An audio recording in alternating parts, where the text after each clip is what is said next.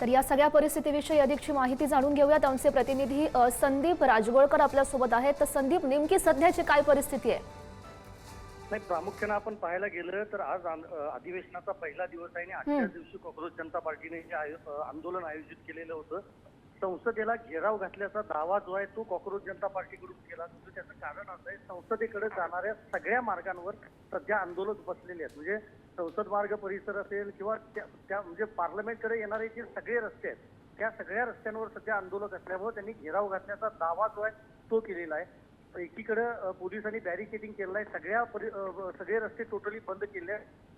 जिथपर्यंत जाणं शक्य होतं किंवा जिथपर्यंत पोलिसांनी परवानगी दिली होती तिथपर्यंत आंदोलक जे आहेत ते पोहोचलेले आहेत। जंतर मंतरवरच फक्त हे आंदोलन पडलं होतं, मात्र जंतर मंतरच्या बाहेर पडून आंदोलकांनी सगळे रस्ते बंद केल्यामुळे संसदेला घेराव घातल्याचा दावा जो आहे तो केला जातोय। दुसरा अपडेट असा आहे, अभिजित दिपके यांनी सोनम वांगचूक यांनी केलेल्या विनंतीनंतर दिपके यांनी उपोषण जे आहे ते मागे घेतलेलं आहे। त्यांच्या उपोषणाचा आता तिसरा दिवस होता, मात्र आंदोलन सुरूच राहील असं देखील दिपकेंनी म्हटलंय। तिसरा अपडेट असा आहे, बऱ्याच ठिकाणी अत्याचाराच्या नळकांड्या ज्या आहेत त्या पोलिसांनी फोडलेल्या आहेत, कारण मोठ्या प्रमाणावर सुरक्षा व्यवस्था तैनात आहे। राजधानी दिल्लीमध्ये कुठल्याही पद्धतीनं कायदा सुव्यवस्थेचा प्रश्न निर्माण होऊ नये यासाठी हा सगळा बंदोबस्त तैनात आहे आणि बऱ्याच ठिकाणी हुजूरबाजी पाहायला मिळाली। काही आंदोलकांनी बॅरिकेड सोडून संसदेकडे जायच्या रस्त्यावर जायचा प्रयत्न केला।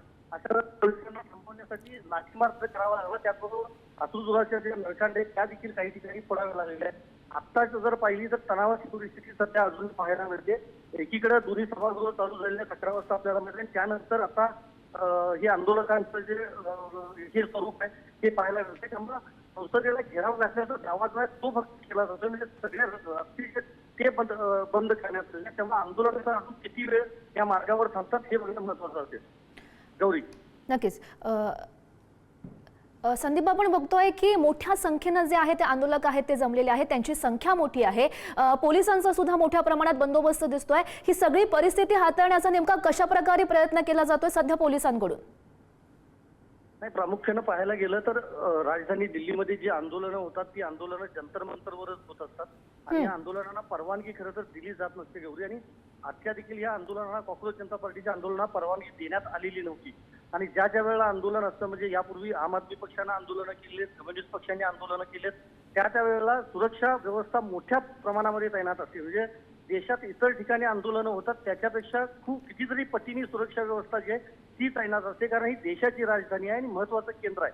आजपासून संसदेचं अधिवेशन चालू झालं आहे। 542 खासदार जे आहेत भारतातले ते सगळे आलेले आहेत। राज्यसभेचे शेकडो खासदार जे आहेत ते राजधानी दिल्लीमध्ये आलेले आहेत।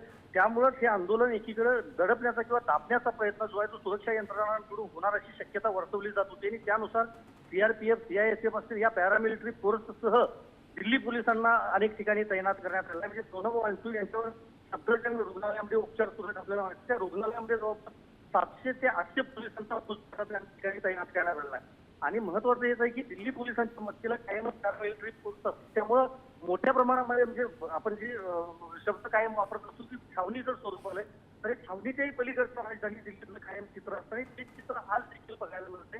प्रामुख्यानं तरुणांना शांत राहण्याचा प्रयत्न, राहण्याचा प्रयत्न म्हणजे थांबवण्याचा प्रयत्न पोलिसांकडून किंवा सुरक्षा व्यवस्थांकडून केला जातोय, मात्र काही ठिकाणी तरुण ऐकत नाही। म्हणजे मगाशी सांगितलं बॅरिकेडिंग करून त्यांनी जायचा प्रयत्न केला होता संसदेच्या मार्गावर, त्यामुळे तिथं लाठीमार जो आहे तो देखील करावा लागलेला होता। त्यामुळे पोलीस हाताळत आहेत, सुरक्षा व्यवस्था हाताळत आहेत, मात्र काही तरुण जे आंदोलन करण्यावर ठाम आहेत किंवा मार्च काढण्यावर ठाम आहेत, अशांमुळेच या आंदोलनाला हे एक प्रकारचं गालबोट लागतंय असं म्हणता येईल।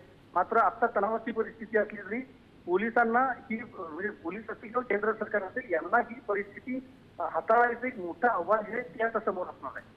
गौरी, नक्कीच संदीप, सोबत राहा आपण। ही पुन्हा एकदा दृश्य आहेत, नेमकं राजधानी दिल्लीमध्ये काय घडतंय ते आपण पुन्हा एकदा आपल्या प्रेक्षकांना दाखवूयात।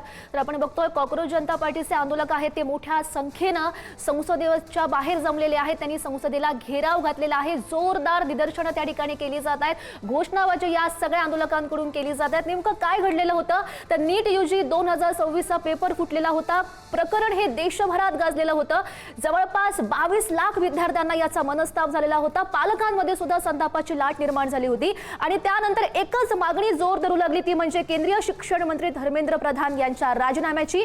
आणि त्यासाठी ठिकठिकाणी खरं तर आंदोलनं केली गेली। यात महत्त्वाचं म्हणजे अभिजित दिपके यांच्या नेतृत्वाखाली जे कॉकरोच जनता पार्टीचे संस्थापक आहेत त्यांच्या नेतृत्वाखाली दिल्लीतील जंतर मंतरवर आंदोलनाची सुरुवात झाली आणि याच आंदोलनाला अनेक नेत्यांनी सुद्धा पाठिंबा दिलेला होता। आणि आजच्या दिवशी सगळे जे कॉकरोच जनता पार्टीचे आंदोलक आहेत ते मोठ्या संख्येने जमलेले आहेत आणि त्यांच्याकडून आता संसदेला घेराव घालण्यात आलाय।